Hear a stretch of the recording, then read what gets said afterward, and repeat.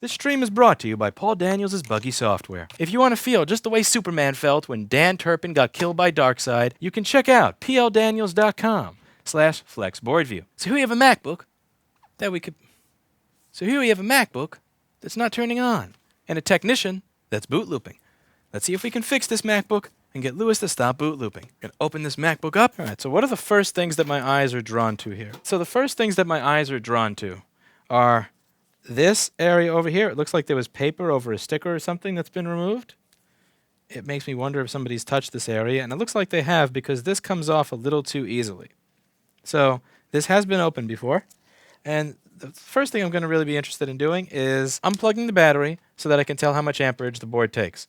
So one of the ways that I troubleshoot these boards is by fixing it, then writing down what the problem was that I had, and then writing down the amperage that the board was taking when I first started working on it. So this way, I have a nice little table so that when it's taking 50 milliamps, it's probably one of these problems. When it's taking 100 milliamps, it's probably one of these problems, and so on and so forth. The problem is that the battery, depending on how charged the battery is, it's going to draw a different amount of amperage from the board's charging circuit, and that's going to mess up my readings. So in order to remove that from the mix, I'm going to unplug the battery before I plug the charger in. That's very important so that I get a reading of just what the board is taking on its own without the external variable of the battery, which could be a different amount of charge from computer to computer. So it looks like this is at 5.22 volts, 0.00 amps. And I don't know if it just went to 19 right before it died or not. Let me just watch that a little closer. Yeah, so it doesn't look like it changes up to 20 volts before it dies. It just immediately dies.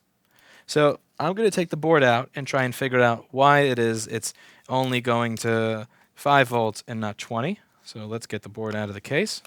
Before we can take a look at this under the microscope, we're going to see if pp3v3_g3hot is present. pp3v3_g3hot is going to be powering these 4 chips that are going to be speaking directly to the charger. So let's take a look at this. So U3100 is a CD3215.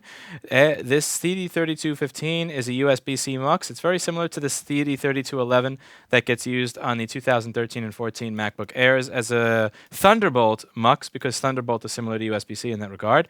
And these chips are going to have a direct line of communication with the charger itself. Now remember, USB-C chargers can put out different voltages. You can put out 5 volts, 9 volts, and it can put out 20 volts. So that it needs to have a negotiation with the charger in order to say, hi, I am a MacBook. I don't want 5 volts. I'm a MacBook! I want full power. Now, the chip has to turn on in order to make that happen. So in order for the chip to turn on, it needs to get its power rail. So the same way that my microscope camera is not going to turn on if it doesn't have its VCC or voltage into it, my CD3215 USB-C MUX chip is not going to turn on if it doesn't have voltage going into it that it needs to turn on. So up here, you'll see that typically on most MacBook schematics that the power rails that are going into a chip to turn it on, the power that's needed for it to work, is going to be on the top. And up here we have VIN, which I'm going to imagine stands for voltage in, 3.3 volts, and that is going to pp3v3_g3hot. That rail needs to be present in order for these chips to turn on. If it's not present, the chip will not turn on and it will not work. So let's see if we have pp3v3_g3hot. We're going to turn on Paul Daniels' execrable multimeter software and see if it works today and get that on the screen. Now we're going to find out where it is we can measure pp3v3_g3hot on this board, and it looks like that's going to be present on a capacitor that's right next to the chip, which is fairly convenient. So we're going to roll over our microscope camera and take a look and see what we get when we plug this in.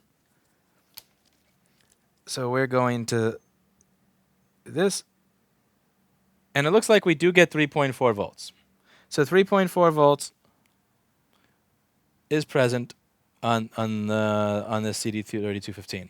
So now what we're going to do is we're going to take a look at what each CD3215 looks like. So one thing that Tim had said in his video on this is that every CD3215 needs to work. If even one of them does not function, you will not get anything to turn on. So the way this machine works, it has 4 USB-C ports. If any one of those USB-C ports doesn't work, the entire machine will stop working. That's Apple design. That is beautiful, beautiful Apple engineering and design.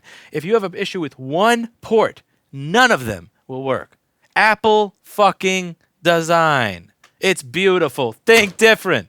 People wonder why I have a broken chair. There's so many reasons to break something when working on Apple products. There's so many reasons to hit something or throw something or break something when working on Apple products. The deeper you go into the rabbit hole of how these products are engineered and designed, the more you're going to want to take things and Hulk smash, Hulk throw, Hulk destroy. It's just, why do you make shit like this?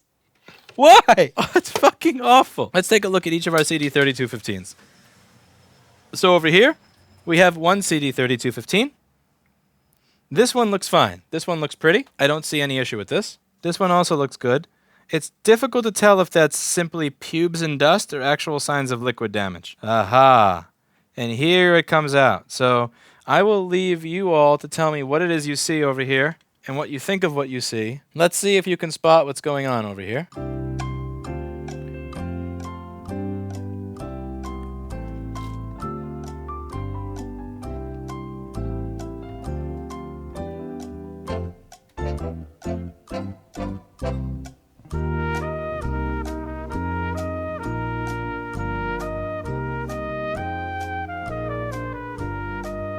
So what do you see over there, Erica? What I see over here is you look a little burned, you look a little corroded, and you look a little corroded. Now here's the thing. I don't think that any of these resistors are actually bad. I think that these resistors may be fine. What I think the actual issue is going to wind up being is that the pad under the resistor is going to be corroded.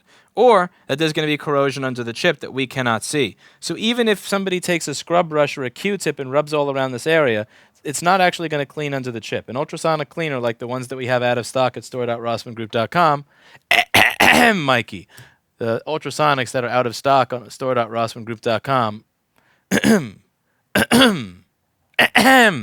hint, would clean very well underneath this chip. So let's take a look and see if what these resistors are rated for and what they are actually. So this resistor is for Thunderbolts, SPI, blah, and you are supposed to be 15 ohms. We're going to see if that's actually 15 ohms. 21 ohms, close enough. The next resistor that's corroded looking is this one down here, even though it's barely corroded. That's for DisplayPort aux channel. So I don't give a crap about DisplayPort aux channel. Why am I going to care about this? This is for image. We don't turn on, this doesn't charge, it doesn't turn on. So one of the other things that's important when going through the schematic to try and figure out what is relevant. So this has an issue where it doesn't turn on. I don't care about DisplayPort because DisplayPort is for image and image is for machines that turn on. The same way that you're not going to think about your 25th anniversary with somebody you just went on a date. You're not going to think about having kids before you got married. You're not going to think about marriage before you go out on the first date. Don't jump the gun. I'm not going to get excited about a DisplayPort area being corroded when I don't even have a machine that turns on. So I'm not even bothering to care about that at this point. Now, the other resistor that's corroded is this one up here. Let's see if this is for something important. Also, it has a little bit of red by it that I thought was actually burned, but that is not a burn mark. In the upper left corner, you'll notice that there is actually a red pubic hair in there.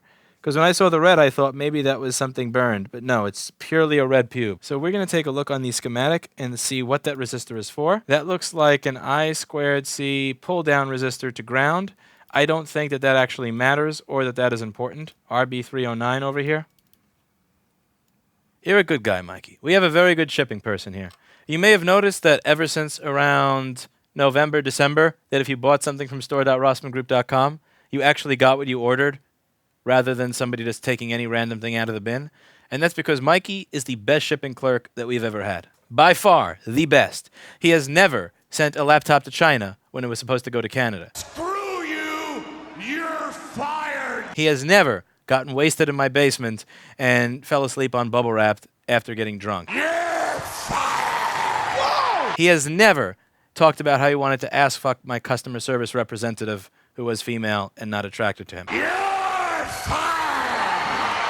He has never missed work on Monday because of a cocaine binge. Again, I'm not setting the standard very high here. I'm just saying that he is worlds ahead of every other shipping clerk I've ever had. He's a good dude. What I have going on here is corrosion in this area that on several different components, but of these different components that are corroded, what you'll notice is that none of them are corroded to the point of it being a deal breaker. And when I say deal breaker, I mean where it's going to keep it from turning on. So what I most likely have is generalized corrosion under the chip. The fact that that the chip looks burned, but that there is that the resistors look burned, but there's no green, tells me that somebody tried to clean it, but they did a poor job of it, which means that they probably didn't clean under the chip, which means that under the chip there's going to be corrosion. So I'm guessing it's not going to even be a bad chip, but simply a bad soldering job on that chip as a result of corrosion under it. So I am going to remove the charge port from that side of the board before I do a reflow, since I have a tendency to melt the charge port off of the board by being an idiot. And this charge port also is corroded and should be replaced anyway. So we are going to take this off of the board, and then we are going to reflow that. And after reflow, it's probably going to work and be beautiful. Mwah. But the other thing, Mikey, is that with the crests being out of stock, is that they're probably not going to want to sell me new ones until I pay them for the old ones. But we didn't pay Crest for the old cleaners because they took us months to get back to us on the cleaners that we had that didn't work. It's a tough relationship with that company. There's another company that I forget the name of. It's on the tip of my tongue that I really wanted to sell cleaners of, but they don't fit anything for the new MacBooks. And the only stuff that fits for the new MacBooks, the only cleaners that will actually fit this board by this other company I was looking at, cost about $3,000 to $5,000. And Crest sells the P1200 is perfect for Touch Bar MacBooks. It's genuinely amazing. The only issue with the cleaner is that it's sold by Crest. And Crest makes amazing cleaners, top-notch cleaners, but my God, doing business with them is a nightmare. I genuinely love their product. The only way I'm going to get them to actually answer my email when it comes to an RMA, because they don't answer any emails, they don't answer voicemails or phone calls, the only way for them to care about me asking for an RMA is to not pay them. Then once they email me saying, hey, we notice you owe us $14,000. It's for me to respond to that email saying, oh, yes, I probably do owe you that money. But while I'm here, would you like to take back these cleaners I got that don't work? It's a bit of a New York way of doing business, but if someone doesn't get back to you or respond to you when you need them to respond to you, what you do is you typically withhold their money, and at some point the problem will solve itself. Either A, you got $14,000 of free stuff, or B, they actually email you about the money that you haven't paid them, and then you use that point to say, oh yeah, I'll pay you for that. By the way, while I've got you on the phone, can you take back the stuff that doesn't work? Give me a warranty form.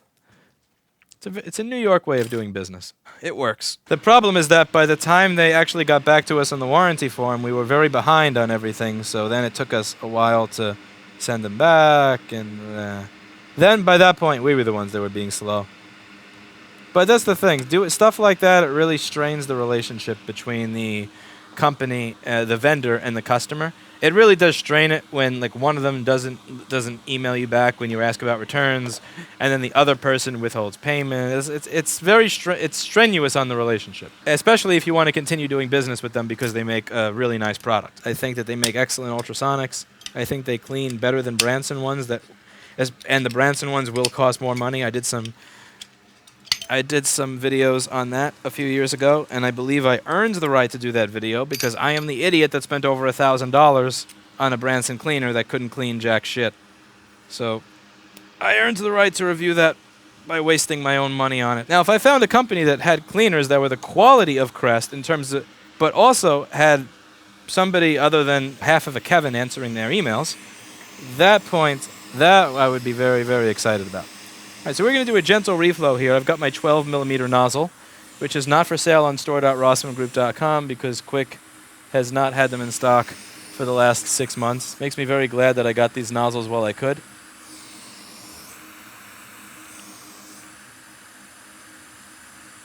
So we are going to reflow these chips. And one thing that you may notice here is that I am reflowing 2 chips at the same time. Giggity, giggity. Giggity, giggity. This is every man's dream right here. 2 chips at the same time.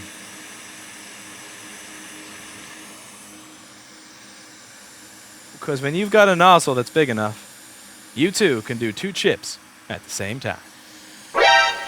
Oh, that was awful. Okay, not only did I miss the reflow, not only did I not have it on camera, but oh my God. That is dumb. Oh, I wrecked it. Okay. That was awful. That chip is sitting sideways.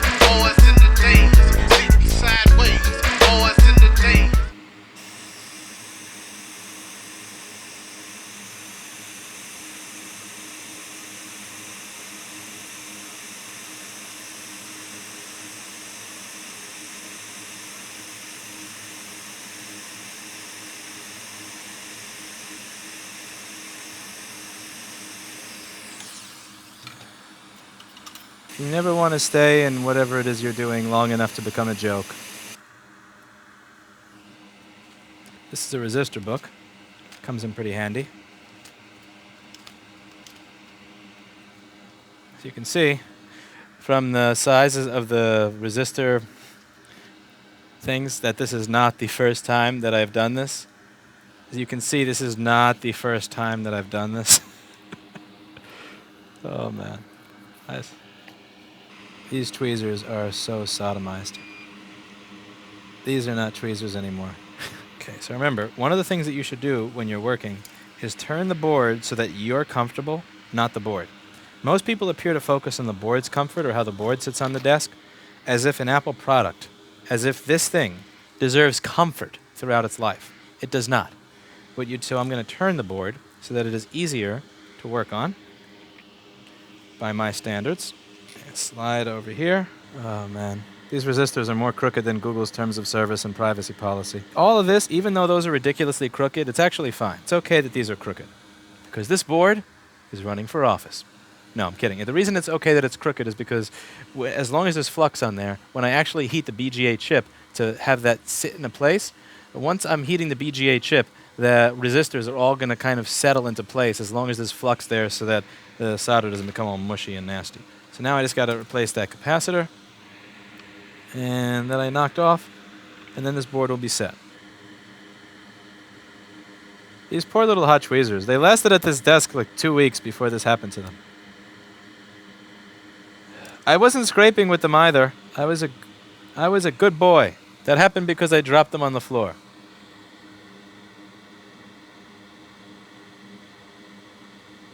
Okay, fuck it. I'll just let them flow into place with hot air. I clearly can't get them to go into place with the tweezers because I suck. Hey! Hello. Delivery? Yeah. Oh. Is it for Lewis? What is your name? My name is Lewis. Lewis? Yes. No. Louis, let's see. What does it say? What are who?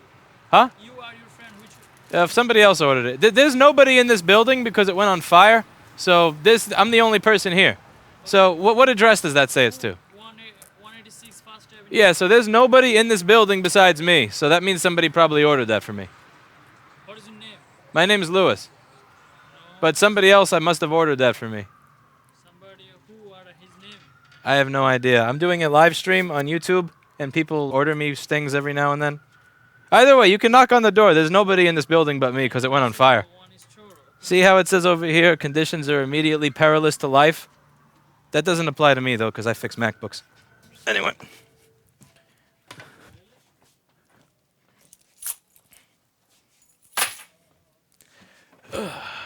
Okay. So, yeah, what was I talking about? The HAKKO FR810 fiasco. So this video right here, HAKKO FR810 review. If we just search HAKKO FR810 review, this right here is why HAKKO is going to take that stuff and just rub it all. Like, they're going to go on a treadmill. They're going to go for a run on the treadmill when it's really hot. They're going to make sure their balls get really nice and salty with sweat. They're going to take those tips, rub it all over their salty balls, and send it to me. So that's why I feel really, really strange about ordering anything from HAKKO. I wanted to order from Test Equipment Depot. So I ordered it from HAKKO. They're going to take those tips. They're going to take... Oh, now I get something? Oh. Hello. Yeah, so give me sign here, please. Sure. You have a pen? No, I'm not going to return it, I promise. Thanks. All right, so let's see what we have here. Devin Olson, you strongly overestimate the intelligence of the average food delivery person. There are certain places where I order the same thing every day. The same thing every day for 2 years. The guy walks in, the same person every day for 2 years, looks at the receipt, looks at the place, looks at the receipt, looks at the place, looks at the receipt. Is this for you? And then he doesn't believe me. And then he calls me. I'm not kidding. The same fucking food every day. But we finally managed to train one of them 6 months ago. So 6 months ago, I was able to train the burrito place. Because I took him in one time. I said, here's $50. You know what I look like. You know I order the same thing every day. Nobody else orders this at this address. Can you do me a favor? When the food comes in, can you just put it on the desk over there so that I can eat it? And I think that at that point we had an understanding. So this is the board that I knocked everything off of, including the CD3215. While I was doing the reflow, I knocked all this and all that off. I put that stuff on, but you can see that the capacitor is not exactly in place where it's supposed to be. But that's all going to flow into place for us nicely. We're going to take a nice new CD3215. That CD3215 probably needs to be replaced anyway. That's just God's way of saying that we don't think that CD3215 belongs there because it had corrosion under it. You should be using a new one. So we're going to make it so that when you try to reflow it, it's not going to work. Every now and then, my Lord and Savior, the spaghetti monster, gives me an idea of what I should be doing. And here, my Lord and Savior, the spaghetti monster, was telling me that the proper thing to do was replace that chip rather than reflow.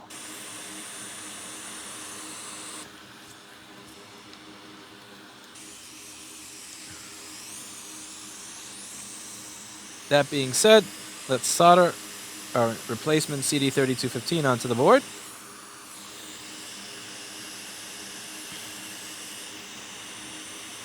These two capacitors up here are touching themselves. Similar to my new board repair employee on Friday night at the Burlesque Club.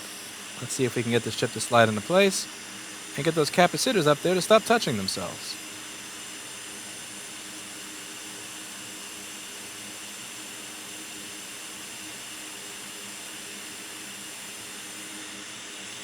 Finally. So how long did it take for this basic CD3215 job? Like an hour? An hour and 41 minutes. Camille or Renelle would have done this job probably in 5 minutes and it would have worked.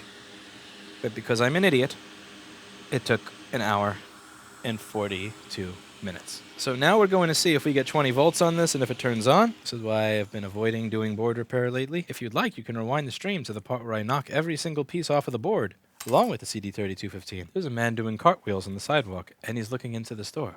Why are you doing cartwheels, you strange, strange man? I'm just going to lock my door again. I don't trust the cartwheeling man. Thieves and gangster-looking people, meh, I don't care. People who do cartwheels at 2 a.m. when it's 40 degrees outside, don't fuck with those people. As you can see, we're up to 20 volts, and we have 1 amp, 20 volts, 1 amp, 20 volts, 1 amp. So PP3V3_G3 hot was there. We saw some corrosion by the CD3215.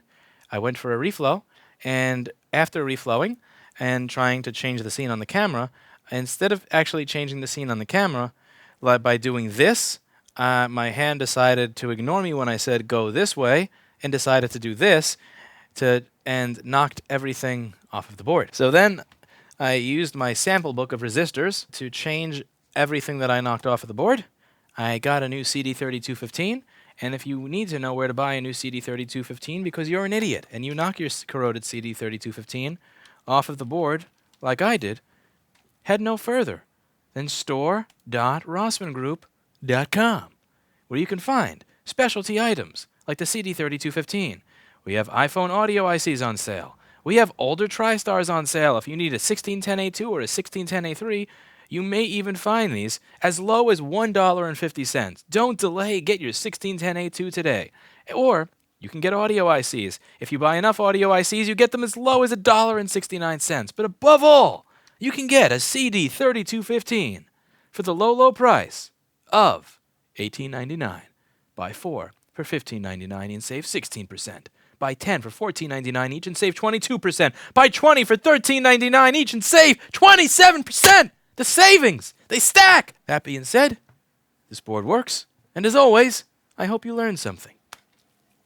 Being that if you're an idiot and you can't control your hand, and your hand just happens to decide, hey, instead of doing what my nervous system asked it to do, I'm going to knock everything off of the board, that you can still fix it, even on live stream. And with that, I'll see you in the next one. I got my second monitor over here.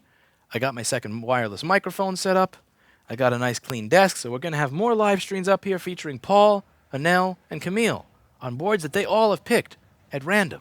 I'm cleaning up my setup here a little bit and trying to make it a little bit better. I have not been streaming as many board repairs due to annoying headaches, and I'm hoping to get rid of some of my headaches by making my desk area a little cleaner, making the space a little nicer. So I have a dedicated open broadcaster monitor, so hopefully if something's out of space in the microscope, it's not like it's all the way in the bottom of the screen anymore. Having to move around the open broadcaster window, the live chat window, and what I had on screen was a bit annoying. So now that's not the case. Above all, I finally got my wireless setup working here. So I got a wireless mic for me. I've also got another wireless microphone. Before I had a wired microphone and a wireless microphone that wasn't working properly, so I fixed the frequencies and all that since there's a lot of interference here, so you got to scan for frequencies on a regular basis in order to not have interference. This is a Sennheiser EW100. This is the shitty capsule. This is the E835. I'm thinking of upgrading it to an 845, 865, or a 945 or 965. I'm not sure. It's not the best thing in the world, but I think if I upgrade the capsule, I'll get something decent. And I also got a little stand for it, so I can always have it on the desk, and it'll be easy for just hand it to a customer, or to Camille, or to Paul if there's something interesting going on. Now we're going to talk about some upgrades that we're doing for some other people. The first thing I've got here goes to Rob Brown. This is a microscope camera. I don't know what mount would fit on it because I don't know what type of microscope he has, so I'm just going to send him this. Now the next thing that I've got here is for somebody else who has been watching for a very long time, who I think deserves and has earned getting a gift of something really cool. This here is a wireless microphone system, and this is for Tim Herman.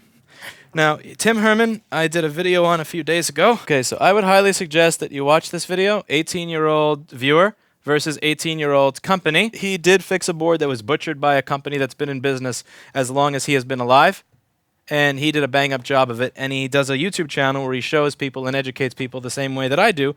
So I tried to show him how to do this stuff, and now he is showing other people. The thing is that, as much as I loved him, his audio sucks. It's abominable. He sounds like he's talking into a 1920s carbon phone. So I got him this thing over here. This is in my rack of equipment that I'm likely not going to use again for a long time.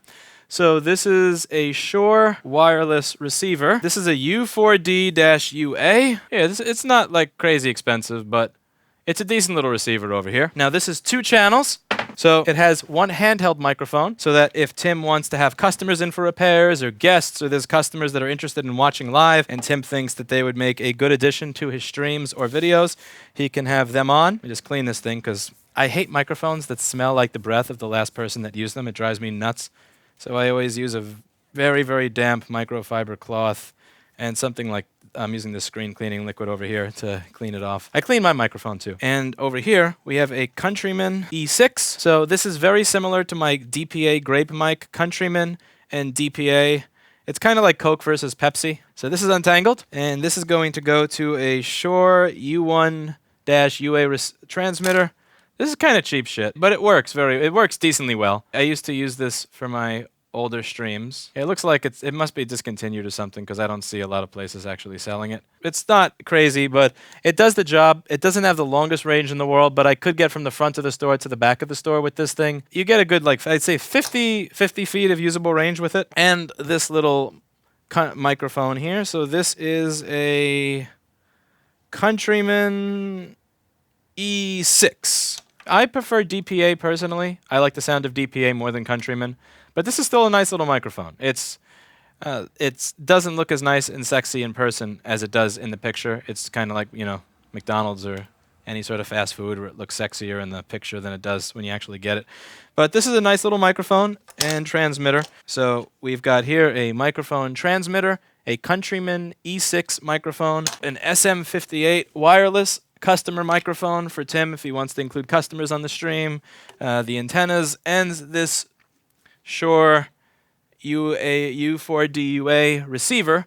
Now he's just going to have to find an audio interface to plug it into. This has 2...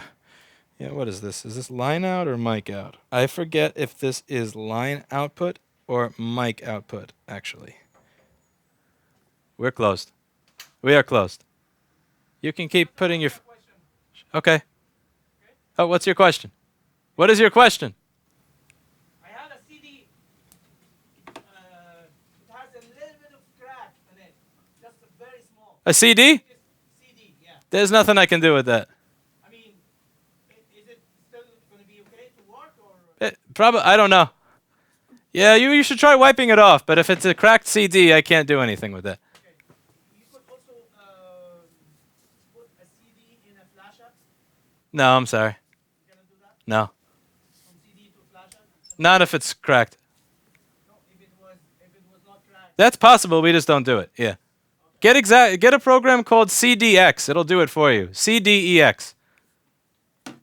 CDX. CDEX. So that's how you spell it. So CDE. CDEX. What does it do? It does what you're asking me. So the question you asked me of how to do that, of can I do that, that's the program that'll do it for you. That is why you leave your door locked and never open it after closing. Because people will ask you to open the door after closing because they have just one question.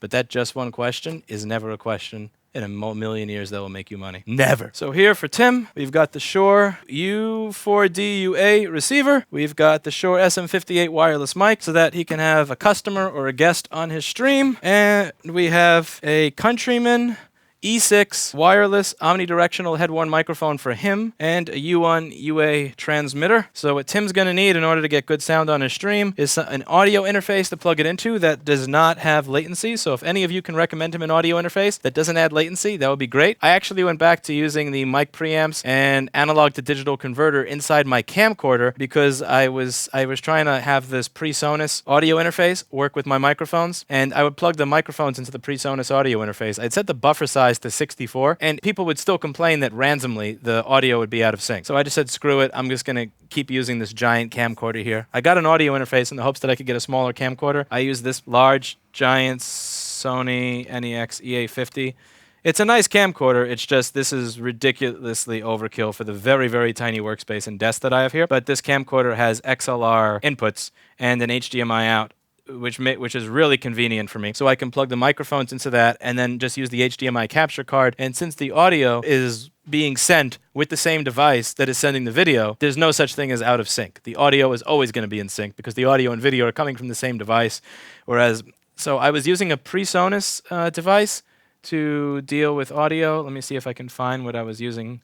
And it wasn't bad. It was just every now and then people were saying that the audio was, I think I was using one. Aha, yeah, this was mine. So this is the PreSonus interface that I used to have.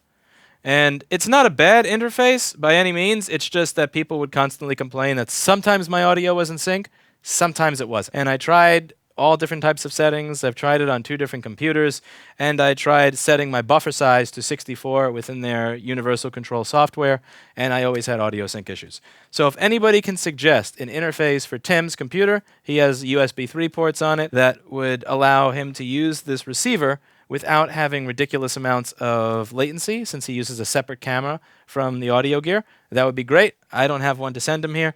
And also, if anybody could suggest for Rob Brown where he could get some decent adapters for his microscope, if he mentions his model microscope in the comments for this microscope camera that he's getting, do let me know. But yeah, I think Tim and Rob have genuinely earned it, especially Tim for constantly doing videos on a regular basis. And I really hope that he produces some stuff of higher quality now that, or at the very least stop sounding like shit, because he's using a microphone that was recommended to him by Paul Daniels. Never trust Paul Daniels.